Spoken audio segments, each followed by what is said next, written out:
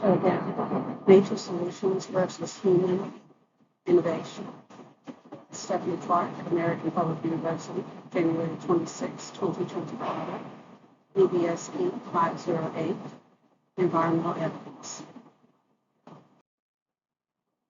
Overview. The federal environmental regulations and the impacts. Content. Table 1. Key federal laws addressing pollution control. Pollution. Global perspectives and the impact of federal environmental laws. And then references. Table 1. This table provides evidence of how the selected worldview is reflected in U.S. environmental policy. It highlights key federal laws, their implementation years, the responsible agencies, and associated regulations addressing pollution management.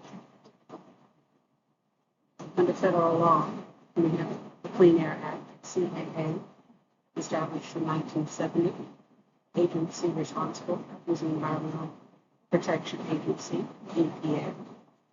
Associated regulations, National Ambient Air Quality Standards, NAAQS, Resource Performance Standards, NSPS, the Clean Water Act of 1980, Environmental Protection Agency, National Pollutant Discharge Elimination Systems, NPDES, Section 404, Dredge and Fill Permits, Resource Conservation and Recovery Act, RCRA, established in 1976, through the Environmental Protection Agency, EPA, hazardous waste regulations, subtitle C, cradle to grave system. And then we have comprehensive environmental response compensation and liability act, CERCLA, established in 1980, Environmental Protection Agency. And this is the Superfund cleanup standards, hazardous substance release reporting requirements.